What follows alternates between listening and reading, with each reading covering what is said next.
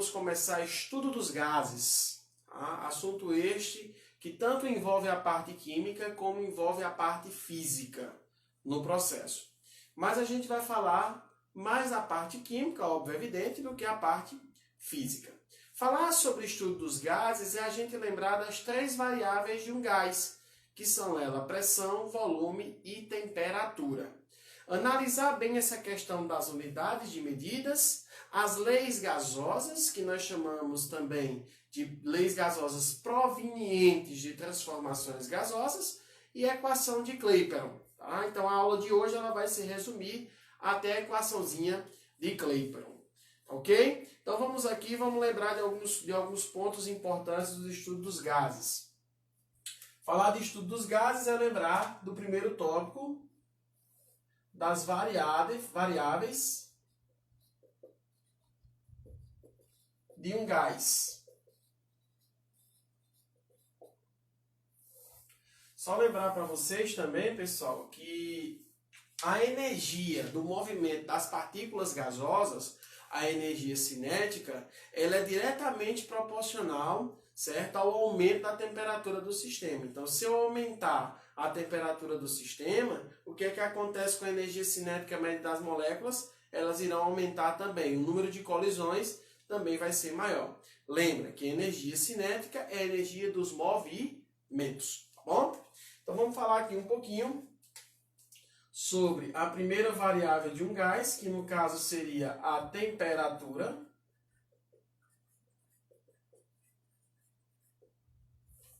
A temperatura de um gás ela pode se encontrar na escala Celsius ou na escala Kelvin.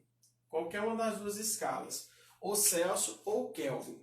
Lembrando que toda temperatura gasosa ela é calculada apenas exclusivamente na escala Kelvin. Portanto, nesse caso aqui, se eu quiser transformar de Celsius para Kelvin ou de Kelvin para Celsius, a gente utiliza aquela velha prática, né? TK é igual a TC mais 273. Tá bom? Então, isso aqui é quando a gente vai transformar a temperatura de Celsius para Kelvin, ou de Kelvin para Celsius, dependendo do estilo da questão. Então, toda temperatura gasosa, não esquece dessa dica, deve ser transformada para a escala Kelvin. Tá bom? Segundo ponto importante, segunda variável de um gás importante que nós vamos trabalhar, no caso a pressão. A pressão de um gás ela pode vir na escala de atmosfera, ela pode vir na escala de milímetros de mercúrio, ela pode vir na escala de centímetros de mercúrio e ela pode vir na escala de Torricelli. Tem várias escalas de pressão, né? A gente também fala sobre bar, sobre Pascal. Então, mas isso aí envolve mais o lado físico do que o lado químico, na realidade. Lembrar para vocês que um atm de pressão, ele corresponde a 760 milímetros de mercúrio, que corresponde a 76 centímetros de mercúrio e que corresponde a 760 Torricelli. Ou torr, como você queira chamar. Essa unidadezinha de medida aqui, ela é quimicamente equivalente à atmosfera, a milímetros de mercúrio de uma pressão. Então, podemos dizer que 1 milímetro de mercúrio é quimicamente equivalente a um torr no processo. Tá? 1 milímetro de mercúrio é quimicamente equivalente a um Torricelli. Porque você percebe, ó, que tem a mesma quantidade de pressão. Terceira variável de um gás é o volume. O volume de um gás ele pode ser expresso nas seguintes unidades. Ele pode vir em metros cúbicos, litros, decímetros cúbicos, mililitros e centímetros cúbicos. Então, essas são as variáveis referentes às unidades de medidas de volume, tá bom? Então, aqui a gente tem que 1 metro cúbico, a unidade padrão, né? 1 metro cúbico, vai ter 1000 litros e que corresponde a 1 milhão de mililitros. O que é que eu quero dizer com isso também? Que 1 litro corresponde a 1 decímetro cúbico e 1 mililitro corresponde a 1 centímetro cúbico. Então não esquece também dessa dica bastante importante.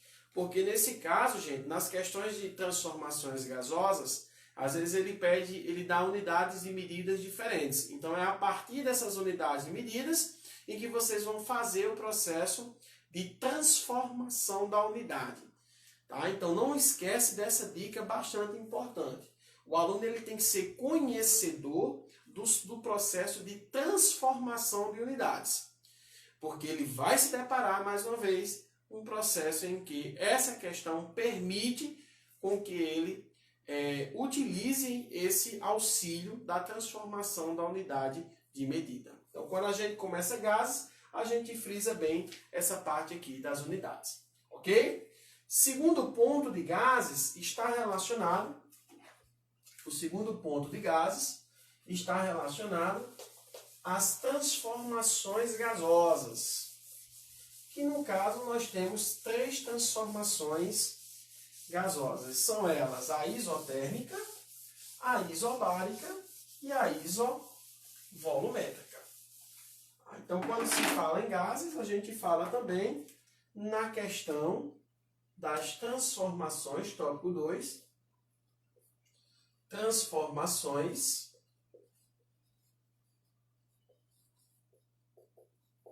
gasosas. Os gases eles podem se comportar através de uma transformação chamada de isotérmica, onde iso representa mesmo, igual, né? E térmica vem de quê? Vem de temperatura. Portanto, na lei isotérmica, a temperatura, na transformação, né, isotérmica, a temperatura ela é constante. E, consequentemente, a pressão e volume vão ser variáveis. Tá? Temperatura constante, pressão e volume variável. Já na lei isobárica, no caso transformação, né? Transformação isobárica, que lá na frente a gente vai falar sobre cada transformação dessa com sua respectiva lei. Na transformação isobárica, a pressão do sistema ela é constante. A pressão ela é constante e o volume e temperatura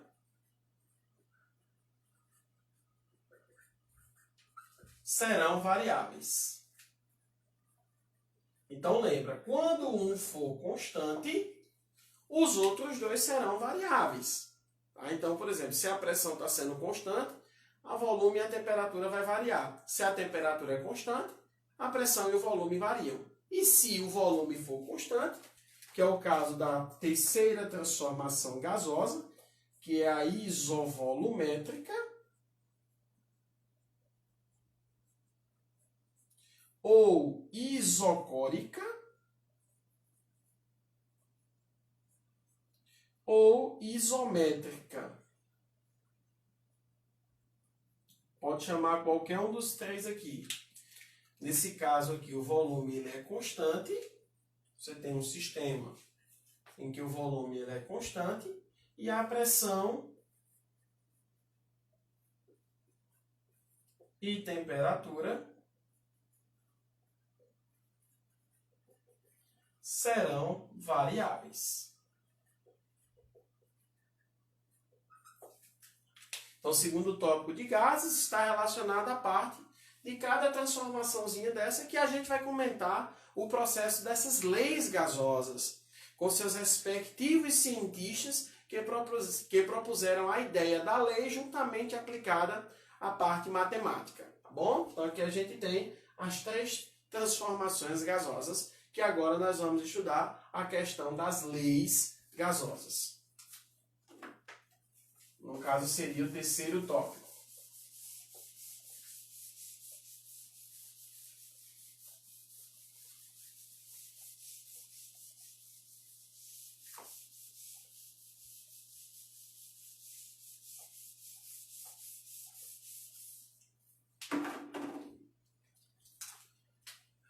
Terceiro tópico são as questões das leis gasosas. Quando se fala em leis gasosas, eu vou comentar a primeira lei, que é chamada de lei isotérmica. Primeira lei, que é chamada de isotérmica. Também conhecida por lei de Boyle e Mariotti. Boyle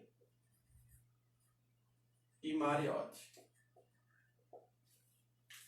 O que expressa essa lei isotérmica? Quando nós vimos a transformação isotérmica, nós determinamos que térmica vem de temperatura. Então, um sistema que apresenta uma temperatura constante e um volume e uma pressão que vão variar durante o sistema. Portanto, nesse caso aqui, ó, na lei isotérmica, a gente tem um sistema em que a temperatura do mesmo será constante.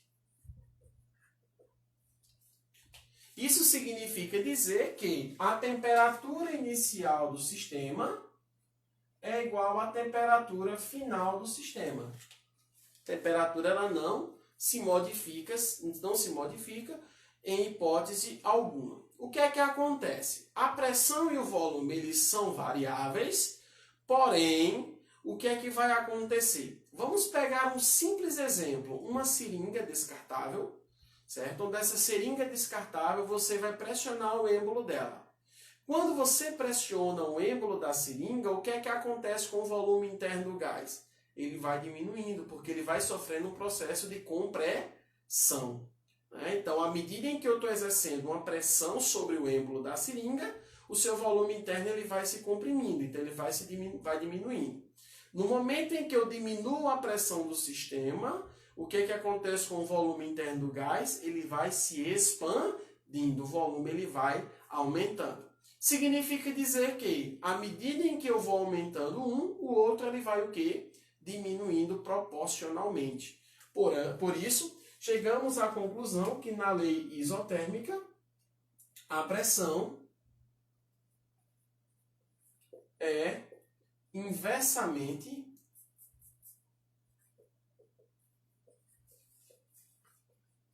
proporcional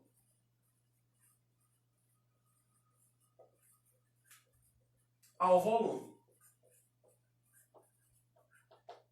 Então, isso é uma dica bastante importante. No sistema isotérmico, a pressão ela é inversamente proporcional ao volume do sistema. Lembra da seringa, lembra da nossa respiração, do nosso diafragma, que você vai lembrar da lei isotérmica.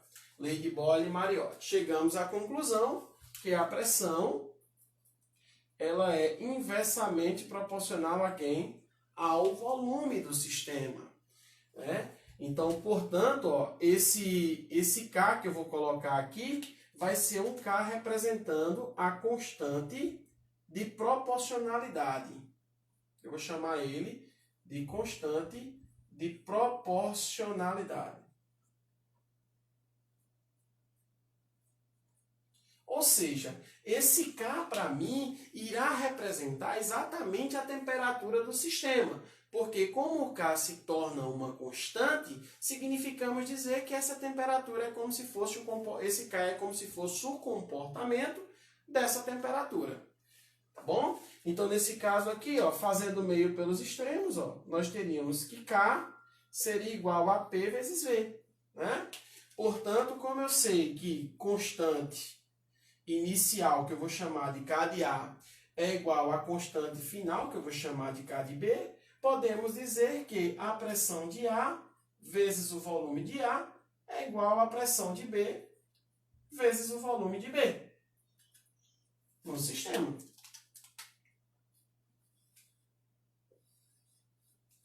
E a gente chega à conclusão aqui da nossa primeira fórmula de hoje, que é a fórmula da lei isotérmica. Lembrar também do gráfico, o estudo gráfico dentro dos gases é muito importante lembrarmos isso aí. O estudo gráfico dos gases, certo? Depende dessas variáveis. Então, nesse caso, se nós falássemos de gráficos e esse gráfico for relacionado ao processo isotérmico, subentende-se que nós teríamos um gráfico aqui da pressão em função de quem? Do volume, que são os dois que variam no sistema. Então, aqui você teria o eixo da pressão e aqui você teria o eixo do volume. Lembrar que a pressão ela é inversamente proporcional ao volume. Tá? Então, por esse motivo que, no momento em que a pressão do gás aumenta, o volume interno ele vai o quê? Diminuir. Tá bom? Porque eles se tornam inversamente proporcionais. Então, isso daqui seria um gráfico representando o processo isotérmico, o processo de Boyle e Mariotti. Tá bom? Vamos continuar aqui. Próxima lei, que é a segunda lei, que é a lei isobárica. Segunda lei, que vai ser a lei isobárica.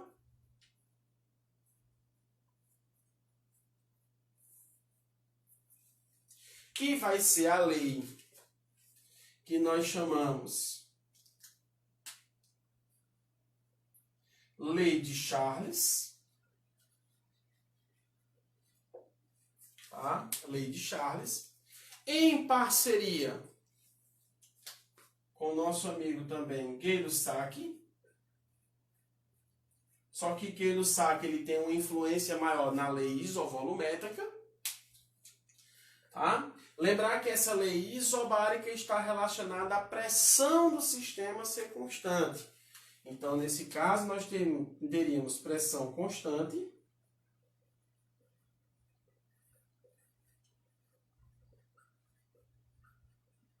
Se a pressão está sendo constante, podemos dizer que a pressão inicial vai ser igual à pressão final do sistema. Tá? Porque por eles serem exatamente constantes. E, consequentemente, o volume é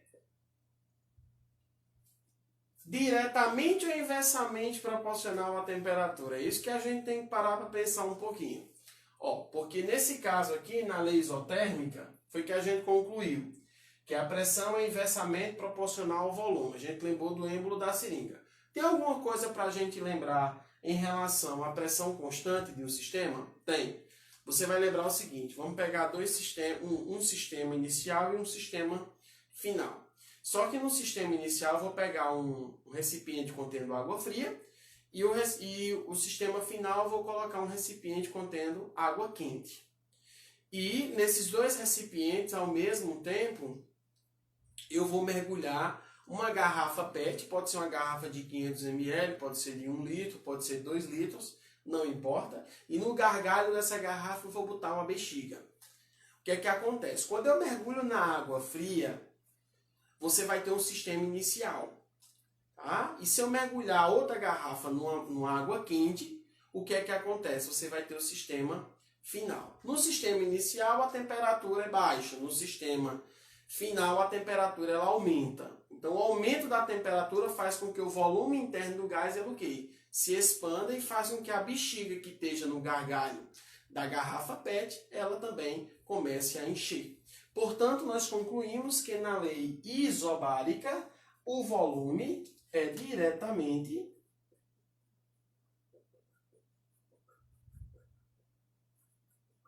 proporcional à temperatura.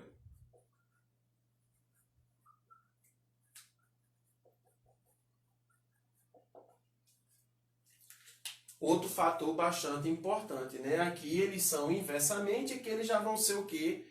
Diretamente proporcionais.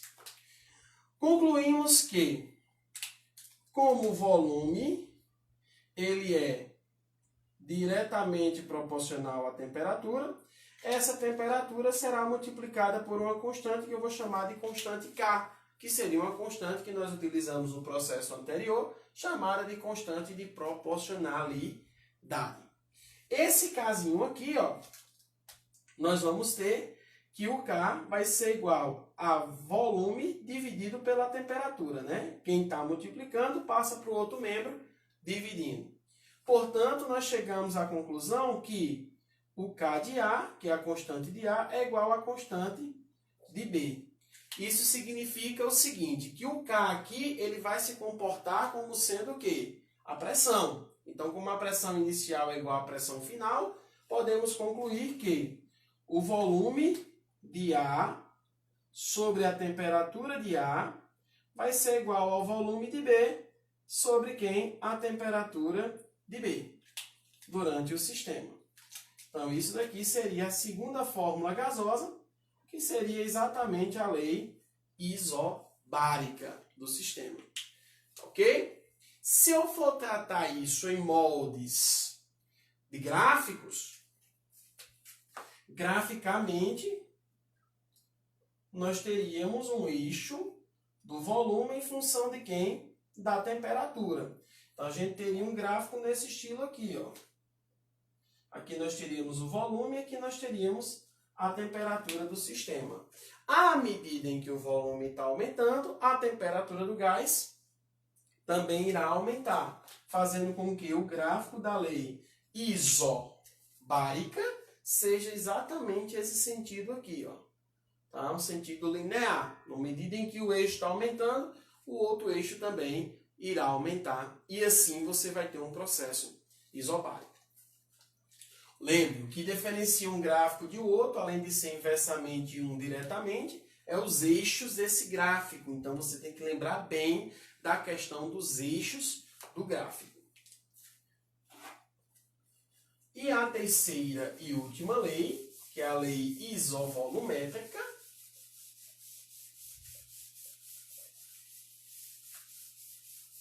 também chamamos de lei de Gay-Lussac.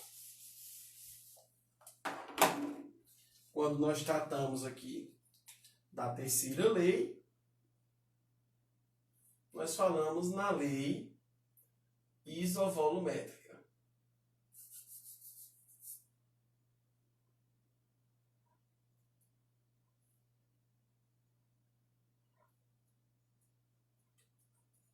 Também chamada de isocórica e também chamada de isométrica, né? Lei proposta por Gay-Lussac.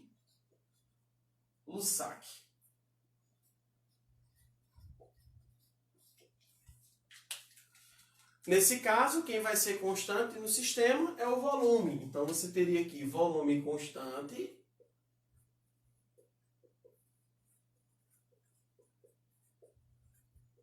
se o volume está constante, consequentemente, a pressão e a temperatura vão variar. Basta saber, né, se vão ser diretamente ou se vão ser inversamente proporcionais ao sistema. Tá? Como é que a gente sabe? Vamos levar um caso bem típico aqui. Já aconteceu de quando você viajar, antes de você viajar, você vai lá dar uma calibrada nos pneus do carro, tá bom? Aí quando você chega, por exemplo, no seu destino final, não importa a distância e sim o desenvolvimento, né, da temperatura junto com a pressão interna do gás, do pneu. Se você chegar num determinado ponto, andou bem muito, vamos supor, o que é que acontece? Quando você vai calibrar os pneus, a quantidade de libras ela aumenta. Isso aconteceu por quê? Porque o volume interno do gás ela é constante. O que está aumentando ali no sistema é só a pressão. E essa pressão aumentou devido ao aumento da temperatura. Então, pressão e temperatura no sistema isovolumétrico são diretamente proporcionais. Então, pressão é diretamente proporcional à temperatura.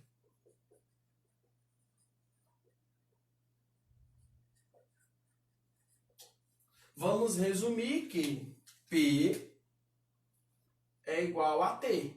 Só que T vai ser vezes quem? O Kzinho. Onde esse K implica dizer o quê? A constante de proporcionalidade no sistema. Portanto, o K vai ser igual a pressão sobre quem? Sobre a temperatura. Então, K é igual a P sobre T. Com K de A é igual a K de B, como a gente já havia especificado, nós vamos ter que a pressão de A sobre a temperatura de A vai ser igual à pressão de B sobre quem? A temperatura de B. Finalizando assim o que nós chamamos da lei isovolumétrica, processo isovolumétrico.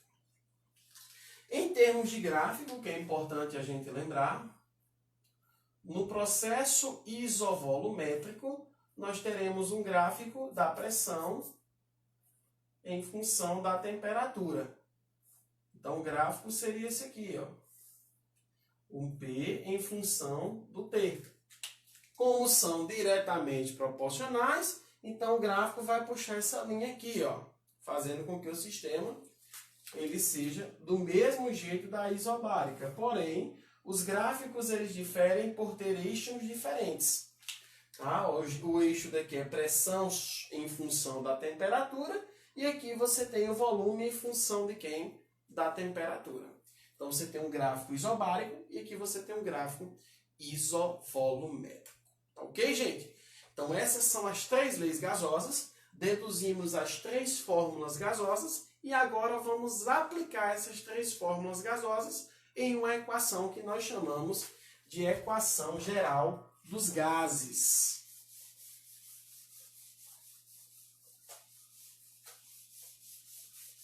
Essa equação geral dos gases seria o nosso quarto tópico.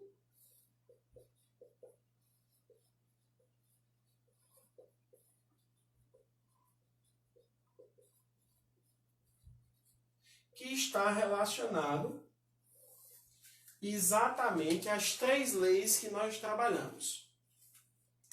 Onde nós temos a primeira lei, onde você vai ter aqui P de A vezes V de A igual a P de B vezes V de B. A segunda lei, onde você vai ter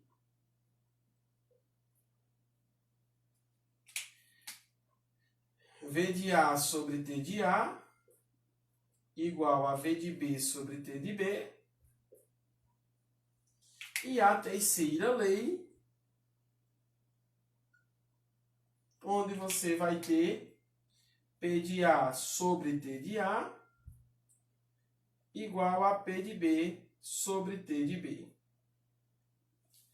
Então, a gente junta essas 3 formulinhas que nós aprendemos, né? Nós deduzimos na realidade, e nós obtemos a fórmula, em que se você prestar bem atenção, a pressão e o volume sempre vão estar no numerador e a temperatura do sistema sempre estará no denominador. A gente vai ter P de A vezes V de A sobre T de A igual a P de B vezes V de B sobre T de B.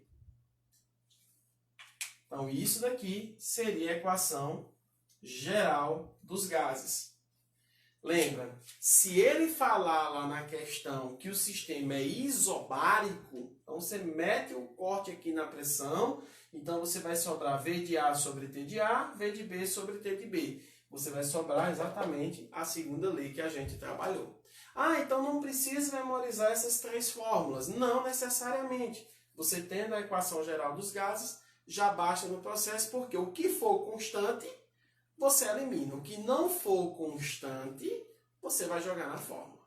Beleza? Então, essa aqui é a equaçãozinha nosso quarto tópico da aula de hoje, a equação geral dos gases. Vamos para a quinta e última equação de hoje, que é a equação de Clapeyron, a equação de um gás ideal. A equação de Clapeyron, ela está relacionada diretamente à questão da quantidade de mols em um sistema gasoso. Então, esse sistema gasoso tem uma certa quantidade de mols expressivas nele. Então, por isso a gente fala sobre quinta equação, que é a equação de Clapeyron.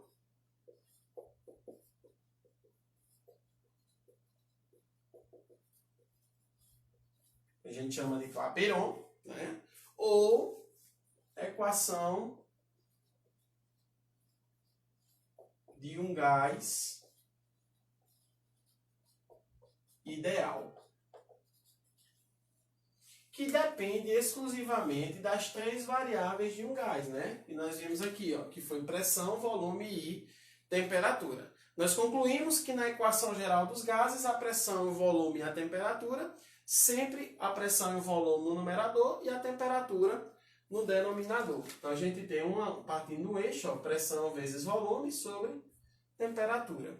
Isso daqui vai ser igual a R. Quem será R? R no sistema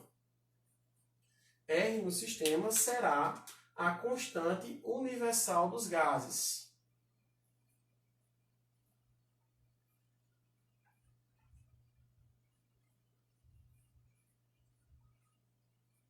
Que esse valor dessa constante, aí eu vou mostrar para vocês como se calcula nesse processo de gases.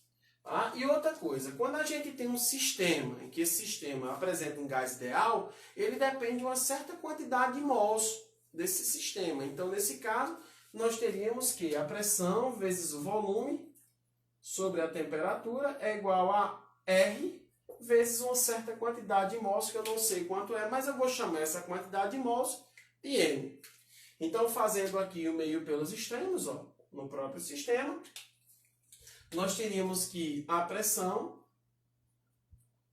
vezes o volume, né, meio pelos extremos, seria igual a N vezes R vezes T, onde a gente chegaria à conclusão da formulinha, ó, da equação de um gás ideal, cuja essa fórmula você vai memorizar com a seguinte frase, né? Por você nunca rezei tanto. PVNRT, durante o processo.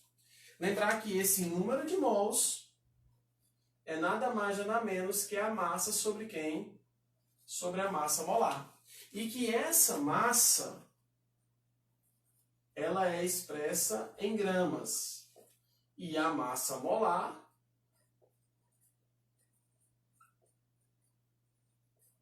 ela será expressa em gramas por mol. Onde a gente vai cortar a grama com grama e a resposta vai ser dada em mols. Exatamente aquela massa molarzinha que lá em cálculos químicos nós tiramos, né, separamos os átomos, até em cálculos estequiométricos, assunto anterior, que nós separamos os átomos, as quantidades e multiplicamos pela sua massa, pelo seu peso atômico. Não esquece do valor de N. Se a gente for calcular R em si, R tem dois valores, dois cálculos, que pode vir na atmosfera, em termos de pressão, e pode vir em milímetros de mercúrio, em termos de pressão. Tá bom?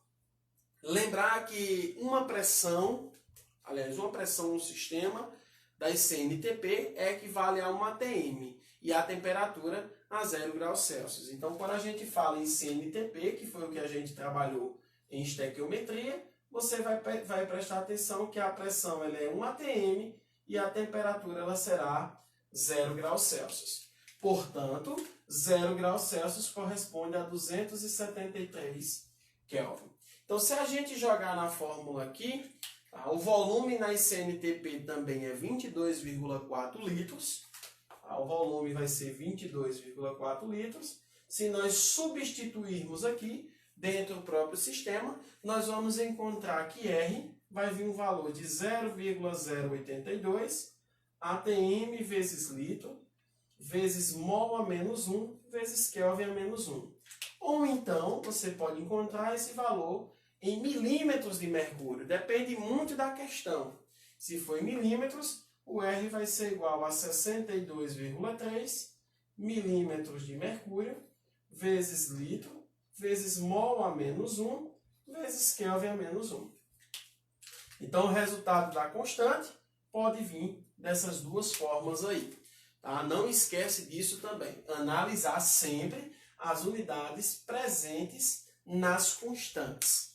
Aí você pode me perguntar, isso sempre em cima de quantos mols? Sempre em cima de 1 mol no sistema. Então, quando eu falo em CNTP, eu estou falando em 22,4 litros por mol. Então, para cada mol do sistema, eu tenho 22,4 litros. Tá ok, gente? Então, a gente finaliza aqui a primeira parte de estudo dos gases. Então, a gente trabalhou hoje as variáveis de um gás, as transformações gasosas, as leis gasosas, a equação geral de um gás e a equação de Clapeyron.